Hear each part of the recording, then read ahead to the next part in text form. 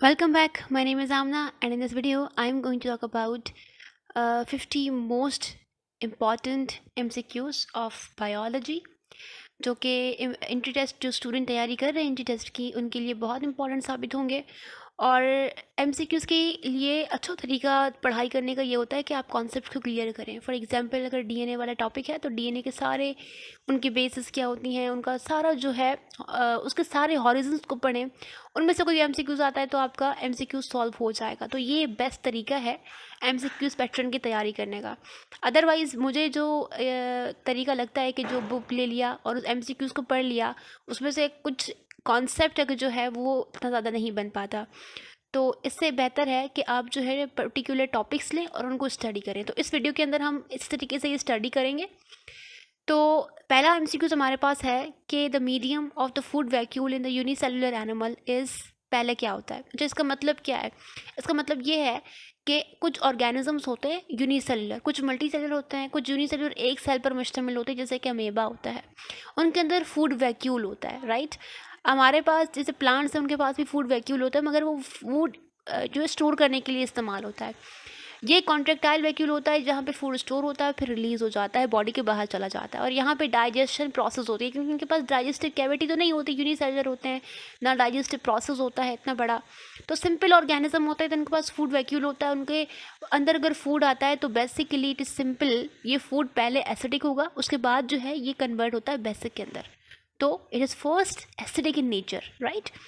दूसरा एमसीक्यू तो हमारे पास ये है, सिंपल सा है ये भी, कि डाइजेस्टिव कैविटी किसके पास नहीं होती है। कुछ ऑप्शंस हैं, हाइड्रा के पास, प्लेनेरिया के पास, अर्थवॉर्म के पास, अमीबा के पास। मोस्ट सिंपलेस्ट जो है यूनिसेलुलर जो है वो अमीबा है। ये बाकी जो है ये मल्टी सेलुलर हैं, इनके पास कई ज़्यादा सेल्स पाए जाते हैं, राइट। अमेबा ये जिसके पास एक सेल होता है, तो ये ही बहुत सिंपल है और इसके पास ही डाइजेस्टिव कैविटी नहीं होती। राइट आंसर ये वाला होगा। इसके बाद हमारे पास एमसीक्यूज आता है कि which of the following is the last part of the large intestine.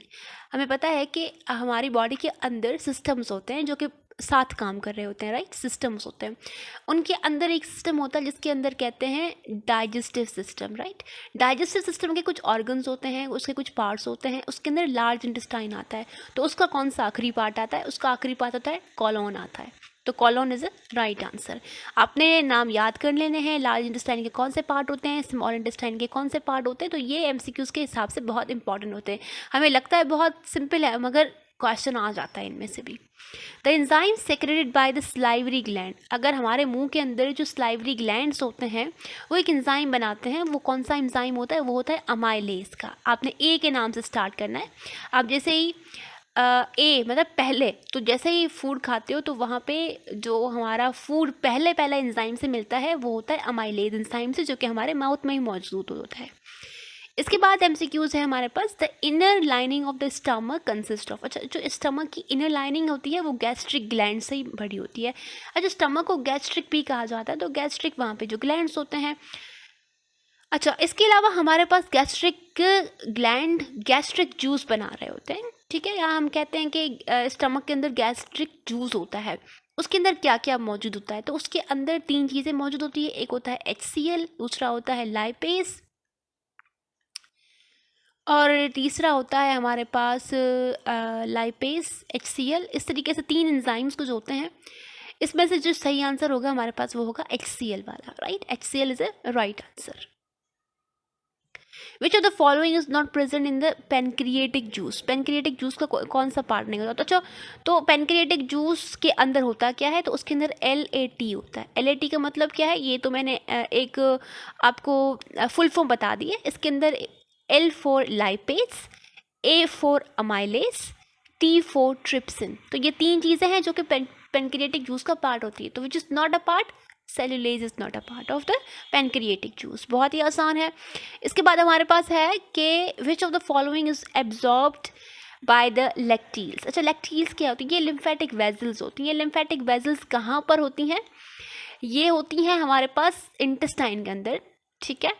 वहाँ पे विलाय के साथ होती हैं, वहाँ पे ये फेट्स को एब्जॉर्ब करने के लिए इस्तेमाल होती हैं। Villi are found on the inner surface of the small intestine. Villi कहाँ पे मौजूद होते हैं, स्मॉल इंटेस्टाइन के इनर सरफेस पर मौजूद होते हैं। इसके अलावा हमारे पास ऑप्शन है कि the colour of the blood plasma का कलर कौन सा होता है, तो ये येलो होता है। अगर आप ब्लड को लेंगे, उसको सेंट्रीफ्यूज करेंगे, तो आपको ऑलरेडी मतलब खुद ब खुद जो है प्लाज्मा अलग हो जाएगा, रेड ब्लड सेल्स अलग हो जाएंगे, तो जो येलो कलर का पोर्शन होता है वो बेसिकली प्लाज्मा ही होता है। Heart is enclosed by a rough membrane called, उसको हम क्या पेरिकार्डियम कहते हैं। तो हर्ट के ऊपर मैंने वीडियो बनानी है अलग से, पूरा हर्ट को कवर करूँगी मैं, और ये भी वीडियो बनाऊंगी, आपने ज़रूर वॉच करनी है। उसके ऊपर मैंने हर्ट को पूरा कवर करना है, तो उसमें तकरीबन आपके बहुत ज़्यादा एमसीक्यूज जो है ना वो कवर हो जाएंगे related to the heart, right. The whole heart cycle takes about, तो पूरा हर्ट साइकिल है वो कितना देर लगाता है, तो तकरीबन 0.8 सेकेंड्स लगते हैं एक पूरा हर्ट के चक्कर के अंदर में। मतलब हर्ट ब्लड पूरा घूम कर बॉडी से आ जाता है हर्ट के पास, फिर हर्ट से दोबारा से लंग्स के पास, फिर बॉडी, फिर लंग्स, फिर ये पूरा चक्कर जो है तकरीबन 0.8 सेकेंड्स के लिए होता है। इसके बाद जो हर्ट के मसल्स हैं वो रेस्ट भी करते हैं, क्योंकि सिस्टोल और डायस्टोल होता है, तो वो तकरीबन 0.1 से 0.3 सेकेंड्स तक होता है। अच्छा, इसके बाद है, हमें पता है कि हार्ट एक ऑर्गन है जिसमें से सुपीरियर वाना कावा, इंफीरियर वाना कावा, ऑर्टा अराइज होते हैं, जो कि ब्लड पहुंचा रहे होते हैं, ब्लड लेके आ रहे होते हैं, राइट। मगर कुछ ऐसी भी आर्टरीज हैं जो कि खुद हार्ट को ब्लड दे रही हैं। मतलब हार्ट भी ऑर्गन है, हार्ट को भी ज़रा ब्लड चाहिए, उसको भी ऑक्सीजन चाहिए, फूड चाहिए, तो उसको कॉरोनरी वेजल्स होती हैं, आर्टरीज होती हैं, यही जो है हार्ट को सप्लाई करती हैं ब्लड के साथ। अच्छा, blood pressure from arteries towards veins, arteries से जब वेन्स की तरफ सफ़र होता है तो ज़ाहिर है ब्लड प्रेशर डिक्रीज होता है। Normal range of diastolic pressure में पता है प्रेशर के, ब्लड प्रेशर के अंदर दो चीज़ें होती हैं, एक होता है सिस्टोलिक प्रेशर, एक होता है डायस्टोलिक प्रेशर, ठीक है। तो सिस्टोलिक प्रेशर होता है वो 180 से 120 से कम होना चाहिए, और डायस्टोलिक प्रेशर 80 से कम होना चाहिए नॉर्मली। तो this one option is feasible, correct. The percent of by volume formed by the plasma of blood about 55% होता है प्लाज्मा का। हमारे पास क्या होता है कि ब्लड होता है ना, ब्लड के अंदर कई चीज़ें होती हैं, जिसके अंदर प्लाज्मा होता है। प्लाज्मा तकरीबन 55% होता है। उसके अलावा हमारे पास होता है रेड ब्लड सेल्स, WBCs और प्लेटलेट्स, ये तकरीबन 45% बना रहे होते हैं अराउंड। प्लाज्मा भी डिवाइड होता है 55% में से भी 90% जो होता है उसका, वो उसके अंदर क्या होता है, वाटर मौजूद होता है, right. Water is present in the plasma about 90%, about 10% different चीज़ें मौजूद होती हैं।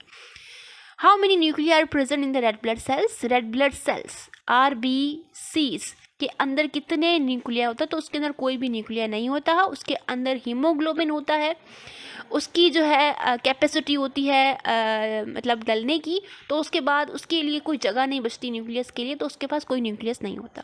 विच of the following is the shape of the RBC in the human, तो वो बाइकॉनकेव होता है। अच्छा, इसके अलावा रेस्पिरेटरी सरफेस जो है किस तरीके किस में ज़्यादा होती है, विच of the following has respiratory surface of large area.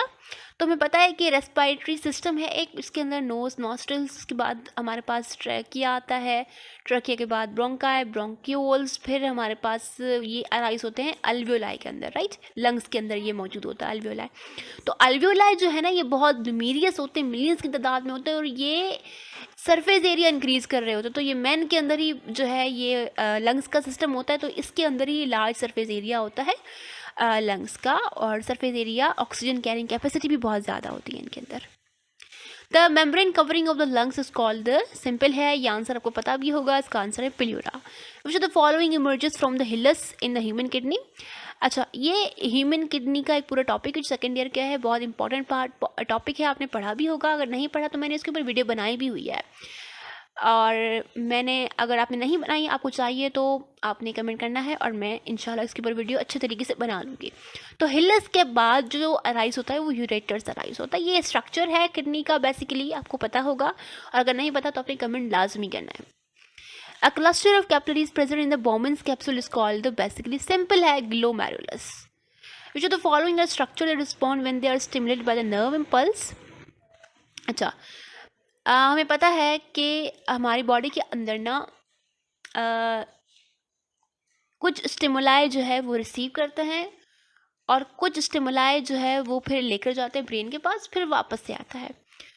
तो यहाँ पर हमारे पास आंसर जो होगा वो इफेक्टर होगा। इफेक्टर जो है वो हमेशा रिस्पॉन्स करते हैं। जब भी हमारी बॉडी के अंदर कोई स्टिमुलाई आता है, कोई चेंज आता है, तो वो ब्रेन के पास जाता है, इंटरन्यूरॉन्स वहाँ पे होते हैं, वहाँ से आता है मैसेज इफेक्टर की तरफ और इफेक्टर जो है वो रिस्पॉन्स करता है। Which are the following carry impulse from the CNS। CNS से कौन से जो है वो कौन इम्पल्स जो है वो कैरी करता है, तो है motor neurons, right. Motor neurons जो है ये लेके जाते हैं कोई भी इम्पल्स होता है CNS की तरफ। The contact point between the axon ending of one neuron and the dendrite of another neuron is called। ये न्यूरॉन का पार्ट है। न्यूरॉन सेकेंड ईयर के अंदर आपने पढ़ा होगा इसके बारे में सारा कुछ, तो इसकी इन्फॉर्मेशन के लिए मैं आपको ये बना रही हूँ। ये कुछ हैं डेंड्राइट्स हमारे पास, ये बीच में होता है इसका सोमा या सेल बॉडी जिसको कहा जाता है। यहाँ से अराइज होते हैं एक्सॉन्स। एक्सॉन्स यहाँ से एक्सॉन टर्मिनल होता है। अब ये एक्सॉन टर्मिनल दूसरा यहाँ से अराइज होता है हमारे पास न्यूरॉन। ये वन न्यूरॉन है, ये दूसरा न्यूरॉन है, ठीक है। ये डेंड्राइट्स हैं, ये सेल बॉडी है। ये जो डेंड्राइट्स हैं सेल बॉडी है, ये एक्सॉन है, ये एक्सॉन टर्मिनल है। तो ये एक्सॉन टर्मिनल है और ये डेंड्राइट्स हैं। बीच के अंदर ये पार्ट जो है ना, इसको हम कहते हैं साइनाप्स, ठीक है। यहाँ पे लिखा हुआ है the contact point between the axon ending, right, axon ending of one neuron, ये एक न्यूरॉन का एक्सॉन एंडिंग, दूसरे एक्सॉन का डेंड्राइट्स, तो उस पॉइंट को क्या कहते हैं हम, साइनाप्स कहते हैं। विच of the following is the largest part in the human brain. Human brain भी आपने सेकेंड ईयर के पढ़ा होगा, तो उसके अंदर cerebrum is the largest part. Second largest part कौन सा है, सेकेंड लार्जेस्ट पार्ट है हमारे पास सेरिबेलम। अच्छा, सेरिब्रल नर्व्स कितनी अराइज होते हैं, या हम कह रहे हैं क्रेनियल नर्व्स कितनी अराइज होती हैं, तो वो 12 होती हैं। स्पाइनल नर्व्स कितनी अराइज होती हैं, स्पाइनल नर्व्स होती हैं 31। अच्छा, इसके बाद होता है हमारे पास individual possessing both male and female reproductive organ is called a hermaphrodite. ये एक डेफिनेशन है। ये डेफिनेशन मैं कह रही हूँ, इस तरीके की डेफिनेशंस जो है आपने पढ़नी है, समझनी है, याद करनी है बायोलॉजी के अंदर, फिजिक्स के अंदर, केमिस्ट्री के अंदर, ताकि आपकी अच्छी तैयारी हो सके। विच of the following mammal lay eggs. कौन सा मैमल ले एग करते हैं, ये आपने 10th चैप्टर के अंदर फर्स्ट ईयर के अंदर पढ़ा होगा। प्रोथेरियंस होते हैं। यूथेरियंस मेंस होते हैं जो कि अपने बच्चों को पालते हैं प्लेसेंटा के ज़रिए से। मेटाथेरियंस कैंगरू होते हैं, जैसे कि वो पाउचेस के अंदर जो है अपने बेबीज़ को पालते हैं, और वो उनका जो बेबी होता है वो इमेच्योर पहले से ही जो है बॉडी से बाहर आ जाता है। तो यूथेरियन पूरा मुकम्मल तरीके से जो है बेबीज़ को पाल के फिर दोबारा से जो है ना उनकी बर्थ होती है। तो prototherian is answer of this question, prototherian, right. Prototherian mammals होते हैं, वो ले एग करते हैं। The mental factor which control the inheritance of character are called genes. तो which of the following determine sex of a child. अच्छा, हमें पता है कि जब भी हमारे पास एग होता है और हमारे पास स्पर्म्स होते हैं, तो उनकी फर्टिलाइजेशन होती है, तभी हमारे पास क्या बनता है, जाइगोट बनता है। तो एग के अंदर क्रोमोसोम्स XX होते हैं और स्पर्म के अंदर जो क्रोमोसोम होते हैं XY होते हैं। अच्छा, ये XX क्रोमोसोम और XY क्रोमोसोम डिफरेंस कहाँ पे है, स्पर्म के अंदर है। तो यहाँ पर ही, यहाँ से ही डिसाइड होता है कि जो बेबी होगा, जो इंडिविजुअल होगा, वो मेल होगा या फीमेल होगा, ठीक है। क्योंकि एक फीमेल को बनने के लिए XX क्रोमोसोम चाहिए और एक मेल को बनने के लिए XY क्रोमोसोम चाहिए, ठीक है। तो अगर ये फर्टिलाइज हो जाते हैं तो फिर क्या होगा, डेफिनेटली एक मेल बेबी पैदा होता है। तो द स्पर्म जो है वो ही डिफाइन करता है कि चाइल्ड का सेक्स क्या होगा। Individual having down syndrome contain chromosome number 47, जिसको ट्राइसोमी 21 भी कहा जाता है। विच of the following is present in the chemical composition of the DNA। DNA एक बहुत ही अच्छा टॉपिक है, इसको पढ़ना बहुत ही ज़रूरी है। DNA की बेसिकली फुल फॉर्म क्या है, आपने कमेंट के अंदर करना है। अगर आपको आता है तो अपने कमेंट के अंदर बताना DNA की फुल फॉर्म क्या है। और DNA के अंदर हमारे पास उसकी केमिकल कंपोजिशन के अंदर क्या चीज़ मौजूद होती है, तो फॉस्फोरस मौजूद होता है। फॉस्फोरस मौजूद होता है DNA के स्ट्रक्चर के अंदर। अच्छा, DNA के अंदर क्या क्या चीज़ें होती हैं, मतलब यूनिट क्या होता है इसका, न्यूक्लियोटाइड होता है। एक न्यूक्लियोटाइड के अंदर क्या होता है, एक न्यूक्लियोटाइड के अंदर हमारे पास 3 चीज़ें होती हैं। ठीक है। एक होता है डीऑक्सी राइबोस शुगर, जिसको राइबोस शुगर भी कहा जाता है। इसके अंदर बेसिकली राइबोस शुगर होता है, मगर उसका एक जगह से ऑक्सीजन रिमूव हुआ होता है। दूसरा है फॉस्फोरस, तीसरा है नाइट्रोजिनस बेसिस। नाइट्रोजिनस बेसिस वैसे तो 5 होती हैं, मगर डीएनए के अंदर 4 होती हैं, आरएनए के अंदर भी 4 होती हैं।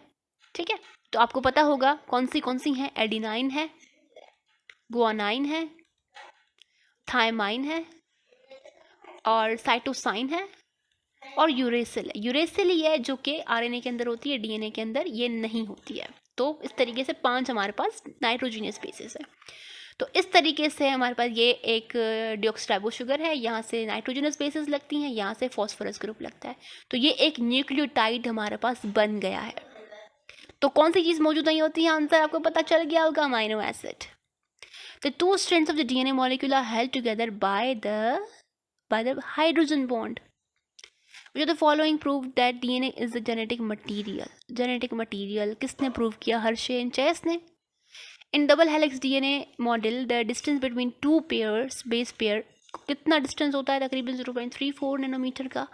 The code for specific amino acid consists of 3 bases. अच्छा, ये आपको लग रहा होगा किस तरीके से।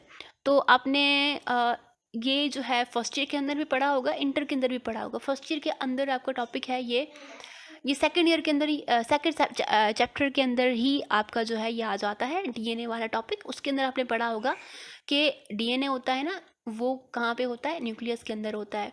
आरएनए के 3 टाइप्स होते हैं, messenger RNA, transfer RNA, ribosomal RNA, right.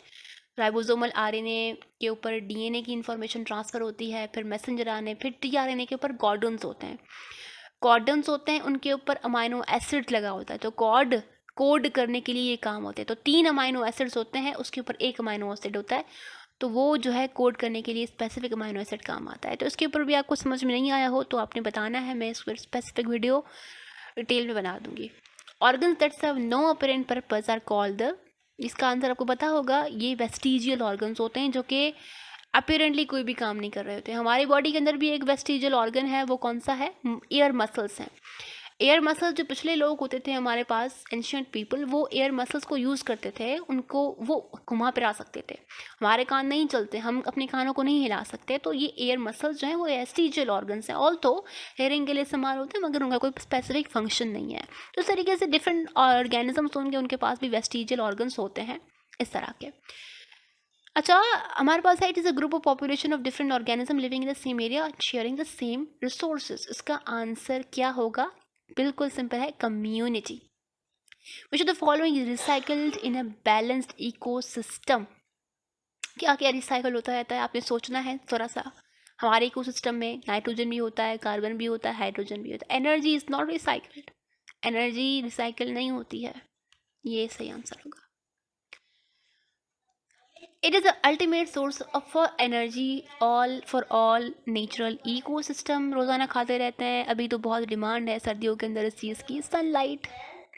The modification of behaviour bye previous experience is called, या आखिरी एमसीक्यूज है, बहुत ही आसान है, इसका आंसर है लर्निंग बिहेवियर। हो सकता है इसमें से आपने कुछ इंपॉर्टेंट एमसीक्यूज नोट डाउन किए हों, और ये कुछ भी नहीं है, ये सिंपल ही एक ग्लिम्स है बहुत ही ज़्यादा समंदर की। तो आपने मेहनत जारी रखनी है, बहुत ही परेशान नहीं होना, हो जाता है। और ट्राई करना है अच्छा पढ़ने की, अच्छा जो है क्योंकि ये जो टाइम पीरियड है बहुत ही जो है इम्पॉर्टेंट है। उसके बाद तो इम्पॉर्टेंट आती है पढ़ाई करने की, मगर फिर भी आपका एक सेट हो जाता है टारगेट कि इसी जो है रोड पर चलना है। मगर ये वो रोड बना रहे हो आप, अभी वो डिसाइड कर रहे हो रोड के कौन सा होगा, तो इसमें थोड़ी सी मेहनत कर लें आप, आपका आगे चल के बहुत आसानी हो जाएगी इंशाल्लाह। आपके लिए अल्लाह ताला आसानी करेगा, और मेरे में भी दुआ कीजिएगा। And thank you for watching this.